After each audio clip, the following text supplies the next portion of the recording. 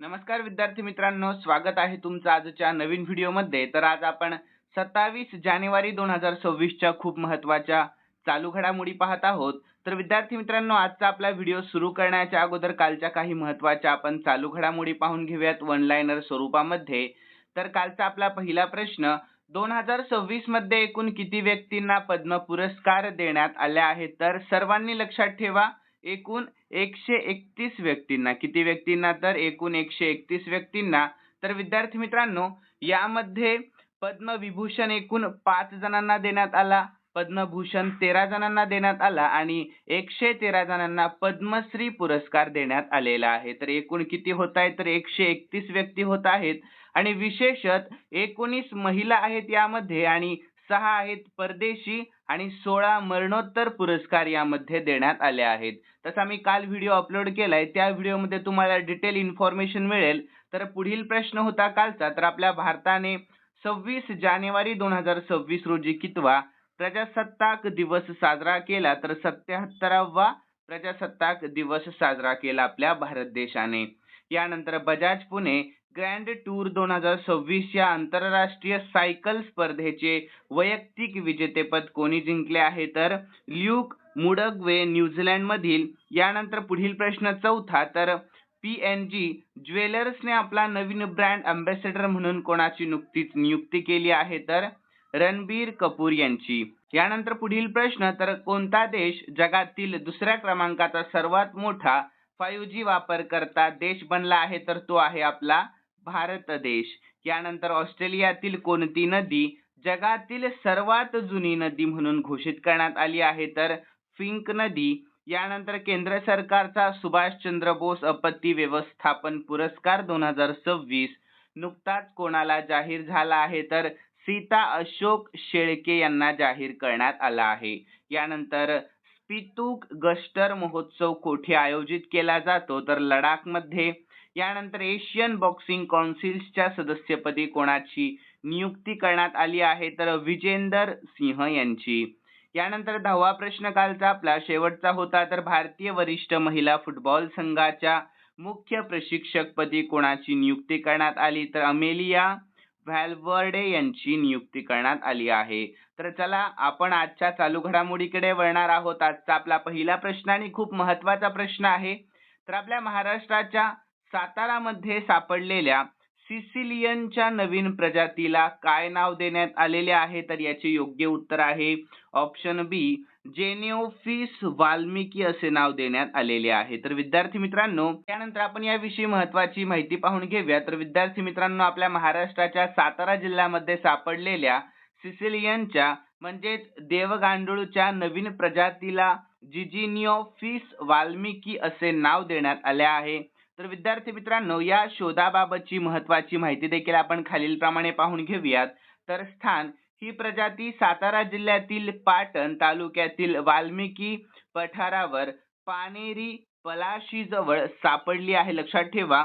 यानंतर नामकरण, तर ज्या ठिकाणी हा जीव सापडला त्या ठिकाणच्या ऐतिहासिक महर्षी वाल्मिकी मंदिराच्या नावावरून या प्रजातीला वाल्मिकी हे नाव देण्यात आले आहे. यानंतर दुसरा प्रश्न, 2026 नुसार कोणते शहर आपल्या भारतातील सर्वात सुरक्षित शहर ठरले आहे? तर याचे योग्य उत्तर ऑप्शन बी, मंगळुरू हे शहर. कोणते? तर मंगळुरू हे. तर विद्यार्थी मित्रांनो, याविषयी आपण शॉर्टमध्ये महत्त्वाची माहिती पाहून घेऊयात. तर जानेवारी 2026 मधील ताज्या आकडेवारीनुसार बंगळुरू म्हणजेच कर्नाटक मधील हे भारतातील सर्वात सुरक्षित शहर ठरले आहे. तर महत्त्वाची माहिती पाहून घेऊयात आपण याची. तर नुंबेओ सेफ्टी इंडेक्स 2026 या जागतिक निर्देशांक मंगळुरूने 74.4 गुणांसह आपल्या भारतामध्ये प्रथम क्रमांक पटकावला आहे आणि जागतिक स्तरावर हे शहर 46व्या क्रमांकावर देखील आहे. आणि विद्यार्थ्यांनो, इतर सुरक्षित शहरे, तर या यादीमध्ये मंगळुरू नंतर अहमदाबाद दुसरे, जयपूर तिसरे आणि कोइंबतूर चौथे या शहरांचा क्रमांक लागत आहे. यानंतर पुढील प्रश्न आहे तिसरा, तर रोहित शर्माला कोणत्या क्षेत्रामध्ये पद्मश्री पुरस्कार जाहीर झाला आहे? तर याचे योग्य उत्तर आहे ऑप्शन सी, क्रीडा या क्षेत्रामध्ये. कोणत्या? तर क्रीडा या.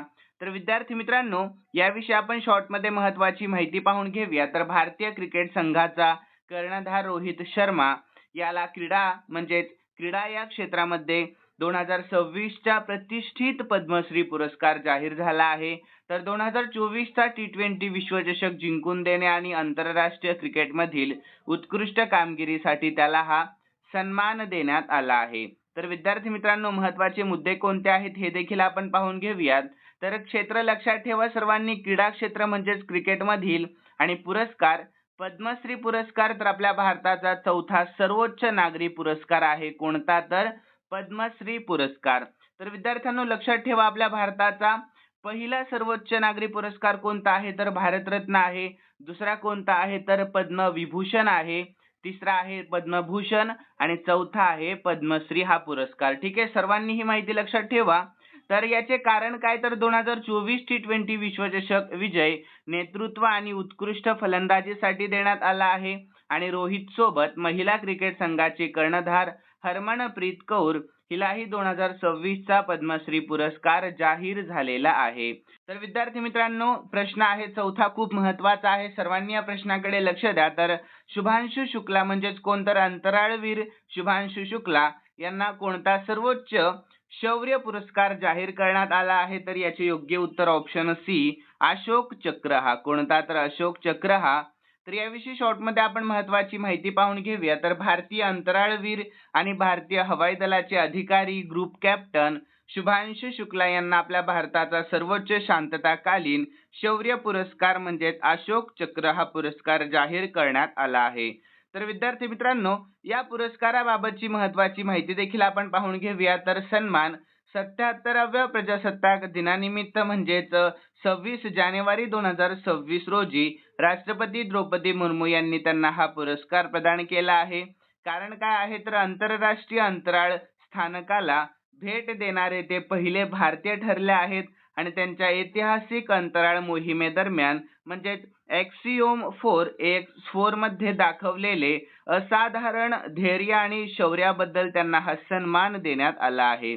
तर विद्यार्थ्यांनो, महत्त्वाचं काय आहे? तर हा सर्वोच्च शांतताकालीन शौर्य पुरस्कार मिळवणारे ते पहिले भारतीय अंतराळवीर देखील ठरले आहे. ठीक आहे, यानंतर पाचवा प्रश्न, तर जगातील सर्वात मौल्यवान ब्रँड कोणता बनला आहे? तर याचे योग्य उत्तर आहे ऑप्शन डी, ॲपल हा ब्रँड. कोणता? तर ॲपल. तर विद्यार्थ्यांनो, 2025चा अहवालानुसार ॲपल हा जगातील सर्वात मौल्यवान ब्रँड बनला आहे, ज्याचे ब्रँड मूल्य अंदाजे $574.5 अब्ज म्हणजे सुमारे $574.5 बिलियन इतके आहे. तर तंत्रज्ञान क्षेत्रातील या दिग्गज कंपनीने आपले अग्रस्थान कायम ठेवलेले आहे. कोणत्या कंपनी? तर ॲपल या. तर विद्यार्थी मित्रांनो, जगातील टॉप मौल्यवान ब्रँड्स आपण पाहून घेऊया. तर एक नंबरला आहे ॲपल $574.5 अब्ज सह आणि मायक्रोसॉफ्ट तर $461.1 अब्ज सह. ठीक आहे, सर्वांनी लक्षात ठेवा. आणि 3 नंबरला आहे गुगल तर $413 अब्ज सह आणि चौथ्या क्रमांकावर ॲमेझॉन आहे $356.4 अब्ज सह. ठीक आहे, लक्षात ठेवा सर्वांनी. यानंतर पुढील प्रश्न आहे आपला 6वा, महत्त्वाचा प्रश्न आहे. सर्वांनी या प्रश्नाकडे लक्ष द्या. तर 2025चा प्रतिष्ठित इंदिरा गांधी शांतता निःशस्त्रीकरण आणि विकास पुरस्कार कोणाला जाहीर झाला आहे? तर याचे योग्य उत्तर आहे ऑप्शन सी, ग्रासा माशेल यांना. कोणाला? तर ग्रासा माशेल यांना. तर विद्यार्थी मित्रांनो, 2025चा प्रतिष्ठित इंदिरा गांधी शांतता निःशस्त्रीकरण आणि विकास पुरस्कार मोझांबिकच्या प्रसिद्ध मानवाधिकार कार्यकर्त्या आणि मानवतावादी ग्रासा माशेल यांना नुकताच जाहीर करण्यात आलेला आहे. तर शिक्षण, आरोग्य, पोषण, महिला सक्षमीकरण आणि संघर्षग्रस्त भागातील मानवाधिकार संरक्षणासाठी त्यांच्या आयुष्यभराच्या योगदानाबद्दल त्यांना हा सन्मान नुकताच देण्यात आला आहे. यानंतर 7वा प्रश्न, संघटित गुन्हेगारी नष्ट करण्यासाठी कोणत्या राज्यामध्ये ऑपरेशन प्रहार सुरू करण्यात आले आहे? तर याचे योग्य उत्तर ऑप्शन सी, पंजाब या. कोणत्या? तर पंजाब या. तर विद्यार्थी मित्रांनो, संघटित गुन्हेगारी, गँगस्टर आणि त्यांच्या नेटवर्कला मोडून काढण्यासाठी पंजाब सरकारने ऑपरेशन प्रहार ही राज्यव्यापी मोहीम नुकतीच सुरू केली आहे. तर जानेवारी 2026 मध्ये सुरू करण्यात आलेल्या या 72 तासांच्या विशेष मोहिमेमध्ये प्रदेशातून कार्यरत असणाऱ्या 60हून अधिक गुंडांच्या साथीदारांवर आणि आर्थिक नेटवर्क्सवर 2000हून अधिक पोलीस पथकांनी कारवाई केलेली दिसून येत आहे. तर विद्यार्थी मित्रांनो, ऑपरेशन प्रहारची मुख्य वैशिष्ट्ये काय आहेत, तर यांचे उद्देश आहे गुन्हेगारांचे संपूर्ण परिसंस्था नष्ट करणे आणि पोलीस कारवाईमध्ये 12,000हून अधिक पोलीस कर्मचारी तैनात करणे आणि लक्षित गट तर परदेशी गँगस्टरशी संबंधित आर्थिक मदतनीस, पुरवठादार आणि साथीदार बघणे आणि ही कारवाई पंजाबमधील कायदा व सुव्यवस्था राखण्यासाठी आणि गुंडगिरीला आळा घालण्यासाठी एक मोठी प्रयत्न मानला जात आहे. यानंतर 8वा प्रश्न, तर इराणमधील भारतीयांना देशामध्ये परत आणण्यासाठी आपल्या भारत देशाने कोणते ऑपरेशन राबवले आहे, तर याचे योग्य उत्तर आहे ऑप्शन सी, ऑपरेशन स्वदेश राबवले आहे. कोणते, तर ऑपरेशन स्वदेश. तर विद्यार्थी मित्रांनो, ऑपरेशन स्वदेश विषयी आपण शॉर्ट मध्ये महत्वाची माहिती पाहून घेऊया. तर जानेवारी 2026 मध्ये इराणमधील वाढती अस्थिरता आणि हिंसाचार यामुळे तेथील सुमारे 10,000 ते 12,000 भारतीयांच्या सुरक्षिततेचा प्रश्न निर्माण झाला. तर विद्यार्थी मित्रांनो, या पार्श्वभूमीवर भारत सरकारने ऑपरेशन स्वदेश सुरू केले आणि 16 जानेवारी 2026 रोजी या मोहिमेअंतर्गत पहिले विशेष विमान तेहरानहून दिल्लीत दाखल झाले आणि यामध्ये प्रामुख्याने वैद्यकीय शिक्षण घेणारे विद्यार्थी आणि व्यावसायिकांचा समावेश आहे. तर विद्यार्थी मित्रांनो, यानंतर ऑपरेशन सिंधू देखील आपण पाहून घेऊयात. तर या अगोदर जून 2025 मध्ये इराण आणि इस्रायल मधील लष्करी संघर्षामुळे उद्भवलेल्या परिस्थितीमध्ये भारतीयांना बाहेर काढण्यासाठी ऑपरेशन सिंधू राबवण्यात आले होते आणि यानंतर या मोहिमेअंतर्गत सुमारे 3,597 भारतीयांना इराणमधून सुरक्षितपणे परत आणले गेले आहे. ठीक आहे, सर्वांनी लक्षात ठेवा, महत्त्वाचा प्रश्न होता खूप.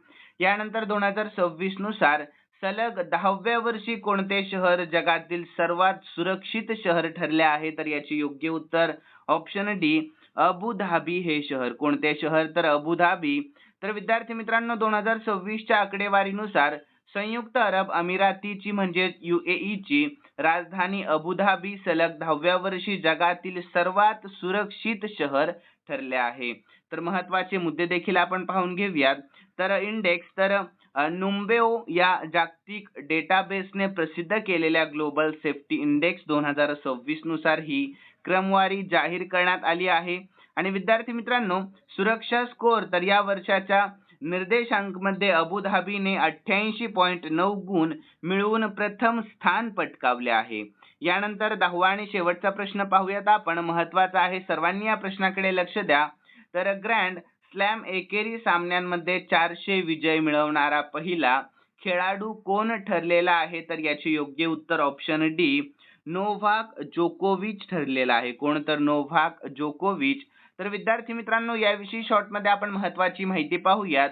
तर सर्बियाचा दिग्गज टेनिसपटू नोव्हाक जोकोविच ग्रँड स्लॅम एकेरी सामन्यांमध्ये 400 विजय मिळवणारा इतिहासातील पहिला खेळाडू ठरला आहे. विद्यार्थी मित्रांनो, ऑस्ट्रेलियन ओपन 2026च्या तिसऱ्या फेरीमध्ये बोटिक व्हॅन्डी झॅडल्सचा पराभव करून त्याने हा ऐतिहासिक टप्पा देखील गाठला आहे. तर यानंतर विद्यार्थी मित्रांनो, खालील प्रश्न मी स्पेशली तुमच्यासाठी ठेवलेला आहे आणि हा प्रश्न आपण काल झालेल्या चालू घडामोडीमध्ये पाहिला होता. तर सर्व विद्यार्थ्यांनी या प्रश्नाची उत्तर आपल्या कॉमेंट बॉक्स मध्ये सांगायचे आहे. तर प्रश्न पाहून घेऊया. तर 2026 मध्ये एकूण किती व्यक्तींना पद्म पुरस्कार देण्यात आले आहे, तर सर्वांनी या प्रश्नाचे उत्तर आपल्या कॉमेंट मध्ये कळवा. आणि विद्यार्थ्यांनो, तुम्हाला आजचा आपला व्हिडिओ कसा वाटला हे देखील सर्वांनी सांगा. आणि जाता जाता सर्वांनी या व्हिडिओला लाईक करा, शेअर करा आणि सबस्क्राईब करायला अजिबात विसरू नका. तर चला आपण भेटूयात नवीन व्हिडिओ मध्ये. धन्यवाद.